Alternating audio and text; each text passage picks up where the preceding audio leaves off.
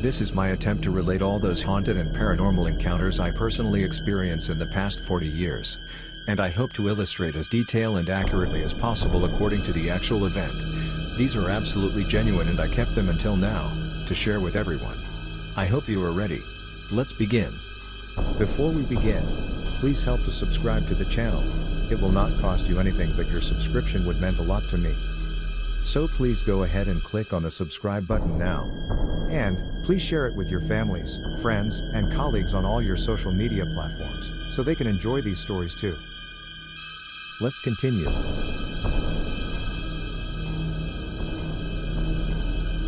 the last episode, I took a red-eye flight to Shanghai and arrived in Puxi before sunrise. Very soon, we arrived at my hotel.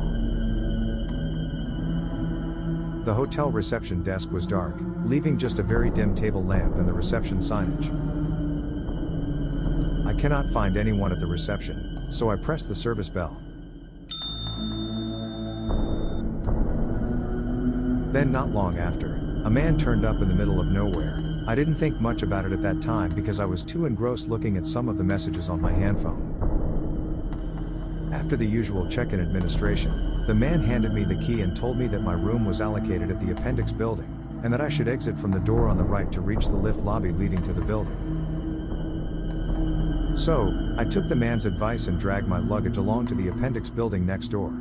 Surprisingly, I didn't see any security or anyone. The lift lobby was dimmed and only one lift was in operation. It was a circular building, the type that you can literally walk a full circle, and I had a room with a balcony facing out. When I open my room door, I can feel a gust of cold air blowing right on my face. When I open the door further, since it was almost dawn and the night curtain was not drawn, I can see a woman's silhouette standing by the balcony. Initially, I was shocked and I thought I had been given a room that was already occupied. And I counter-checked my room key and the room number again. Then quietly, the dark shadow moves towards the bed and sits down on the edge. Then I begin to realize what was actually happening. Immediately, I felt a sudden chill up my spine. Goosebumps grew all over my body. Hairs all over my body started to raise too. As my heart rate shoot to the roof and my adrenaline rushes, I slowly closed the door, hoping that I would not attract the woman's attention. As I dragged along my luggage, I started by walking away as quick as I could, then I began to run. I started running toward the lift. I kept running for so long that I might have passed the lift lobby a few times before I realized it. Getting back into the lift alone was quite a struggle, but I didn't have a choice. It was either getting back to the hotel lobby where I knew there was someone there, or facing the woman when she catches up. Although the elevator was only a few floors to the ground, but it felt like the time was slowed down, everything was painfully slow, and my anxiety hits the roof. I am really worried about what would I see when the elevator door opens. The lift lobby was cold and quiet. My shirt was totally wet and soaked with my cold sweat at that time. When I came out of the building, I felt a great relief, and furthermore, I knew the break of daylight was coming. I went to the front desk. There was a female reception staff. She seems to have just woken up. When I explained what happened to her, she didn't believe me, and she said that they don't have any male front desk staff on duty. Although I argued about the fact that I was check-in and I am holding the key. She explained that the key was left on the desk for prepaid customers like me who have pre-registered prior to the early morning arrival. Eventually, I can see the discussion is going nowhere. Therefore, I insist on changing to another room in the main building instead. This time, I went over to the concierge, and in order to get someone to accompany me, I wanted to ask the concierge to show me to my room. As we were walking to my room, the friendly concierge confirmed that they don't have any male staff on duty last night except the security guards. She was having a break together with the front desk around the time that I said I checked in. Anticipating my arrival, they left the room key on the counter before going for their regular break. Finally, she showed me my room. Although I still didn't figure out who that man was and who was that woman in that room, but I guess I should be okay as long as I stay away from the appendix building. From my experiences, I learned that they might not be able to see us most of the time, just like we can't see them. Unless they are disturbed from their rest or offended in some way, they usually won't intentionally come after anybody. since certainly they will not be able to know if we can see them, but they can sense our fear and heart rate. So, the best advice is to pretend that you have seen nothing and leave quietly. Please leave down your comments below if you have any good advice when someone sees a ghost. If you like the content of this video, please click on the like and subscribe buttons. And don't forget to turn on the notification bell so that you will be informed immediately whenever I uploaded my next video. Let's continue. One of my favorite holiday destinations is Hong Kong. I can still vividly remember my first trip there. It was my first return trip from the States when I had a chance to stop over at Hong Kong. The airline had a special promotion to break the leg without any additional charges. Hong Kong's Kai Tak Airport was located in the central built-up city area, and was renowned for aircraft making a dramatic and challenging approach to land. You can literally seize the airplane wingtips feet away from the housing during the maneuvers to land from your window. Since I planned for just a short stopover stay, I decided to leave my heavy luggages at airport left baggage area, so that I can travel light. Therefore I left my check-in luggages at the airport and bring only my carry-on bag. Since I am not expecting anyone at the arrival hall, I went looking for the taxi stand right away. There was 2 taxi stand, one for Kowloon side and the other for Hong Kong Island.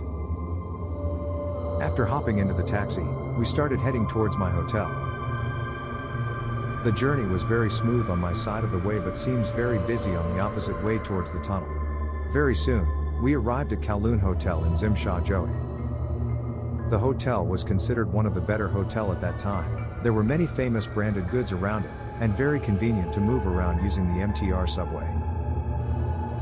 The room was pretty small, literally no room to put any big luggage at all. The window and the bed was divided by a small desk console only. Finding good food in Hong Kong was pretty easy. There were plenty of choices, however seats were limited, and sharing a table was very common. After filling up my stomach, I headed for the infamous shopping streets in Mong Kok. I must have spent the whole day there. The stalls do not take credit cards and you definitely needs to have a good bargaining skills to get the right price. In the night, Tsim Sha Tsui was as busy as in the day. Everywhere were crowds of people. Hong Kong people walks very fast, definitely can feel that it was a fast-paced city. The cheapest way to travel around in Hong Kong was taking their MTR subway. They have one of the best subway system in Asia at that time. Especially when you wanted to travel across the tunnel from Tsim Sha Tsui to Hong Kong Island, you will take the subway. Example, when you want to go to Lan Kwai Fong. Lan Kwai Fong was full of nightlife with plenty of foreigners and youngsters, not to mention lots of beautiful girls too. So after a couple of beer, I started to feel the jet lag and I headed back to my hotel. That night I slept like a log, all the way till the next morning. The next day after taking the hotel buffet breakfast, I requested for a late checkout and went to Stanley Market to do some more shopping and eating. By the time I reached my hotel it was already 4 p.m. So I brought along all the stuffs that I bought and leave it with the concierge when I check out. My flight was scheduled at 2 a.m. in the morning. Since I have already checked in my return flight, and I already have my boarding pass on hand, therefore I only need to get to the airport before 1 a.m. and I should be safe. I definitely have plenty of time before I need to get to the airport. By 7:30, I have done most of my shopping and eating, so I decided to head towards the airport slowly by walking. However, I didn't know the way since I was new in the country. However, I knew from my taxi ride that I was close to the airport. I should have more than enough time to walk there. Therefore I went to the concierge and asked for a map, and asked them for the direction. After understanding the direction, I picked up my stuffs and started my journey to the airport. There were still so many people on the streets. Furthermore, it was a Saturday night. Tsim Sha Tsui was very busy at that time. My carry-on was bumping into people on the way, therefore I decided to take routes that are less populated. Then I found myself walking mostly in their local neighborhood. Not so much people, only some shop houses are still open. Taking small streets might be easy to migrate around but often easier to get lost in direction. Therefore I decided to walk along major roads where I can see road signs pointing towards the airport. Then I came to the location where I need to cross to the other side of the road. I remember that there was large compound with several basketball courts when I looked down, and a few teenagers just leaving after their game. The road was very wide. It was difficult to run across as the traffic was pretty fast. Moreover, the road barriers was very much higher than usual, making it almost impossible. Then finally, I came to the Hong Kong Polytechnic University, where there was an overhead bridge that reached to the other side of the road. Looking at my watch, it was around 10 at that time when I crossed that bridge. After getting down from the bridge, I realized my direction ahead was a huge funeral parlor building, although it was brightly lighted up but still kind of creepy. So, I made a right turn and tried to go around the building. The street was totally deserted. Then, I came to the next junction, and I made a left turn. As I walked past, the shop houses are actually selling coffins, not just one shop but several of them together in a row. Even across the street were coffin shops too. The surrounding lingers with a scent of casket and some sort of uncomfortable peace. After the coffin shops came the incense paper shops where they sell all the joss papers, incenses, candles and all sorts of paper crafts made into burnt offerings common in Chinese ancestral worships. The smell of joss paper and incense fills the air as I walk past. There was even someone burning joss paper at the side of the street. Then came the florist, all cluttered together, filling the air with different aroma from the different floral wreath. Automatically, what came into my mind was a typical Chinese traditional funeral. Unlike the Western funeral, Chinese traditional coffin looks more creepier than a Western casket. Death is one stop in everyone's life that nobody will miss. The Chinese say passed on whenever someone passes away, implying that particular person has moved on to their next life. Hence, many businesses evolved related to death and the afterlife. Right at the end of the street was another bigger funeral parlor. I have no choice but to make a right turn. Then again, it was another florist. Then another joss paper shop. Then another. Most of the shops that were still open was either funeral or bereavement related. Then at the end of the street, it was totally empty, deserted and blocked by the highway. I have no choice but turn back. So, I took out the map given by the hotel. I tried my best to navigate myself, but I was circling around Cook Street, Winslow Street, Lo Lung Hung Street and Baker Street. I felt I made a big roundabout. It must have been my third round before I realized I am lost. Then, through a short alley, I saw a bus went past, so I quickly went after that direction. After coming out from the alley, it was another familiar street, full of coffin shops. Then I noticed an old woman sitting outside one of the coffin shop. She was extremely pale in complexion. Her hair was completely gray with a black traditional headband, and dressed in traditional southern Chinese costume. I walked over and asked her for the direction to Kai Tak Airport. She gradually raised her left hand and pointed me to a direction. However, she didn't say a single word throughout the whole time. When I wanted to turn back to thank her, she suddenly disappeared into thin air. All I can see was just an empty chair.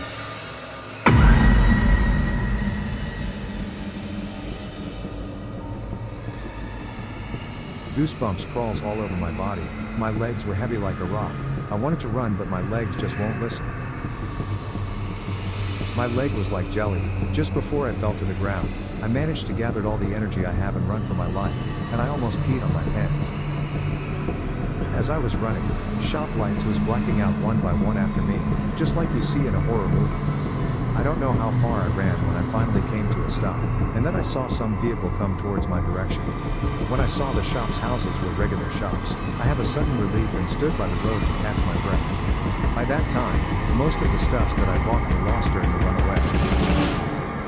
Then, I heard a familiar sound. It was the sound of airplane.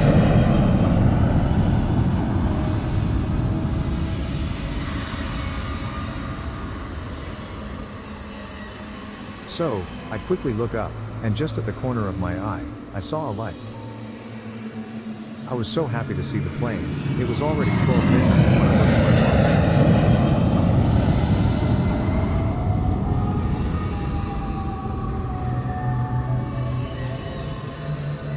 By the time I arrived at the airport, it was already 15 minutes to 1 in the morning, and I was panting and sweating.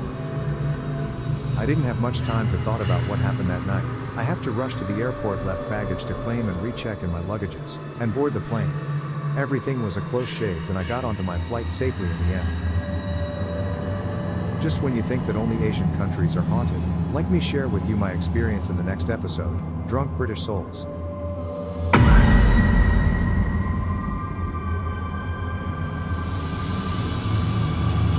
If you like the content of this video, please click on the like and subscribe buttons.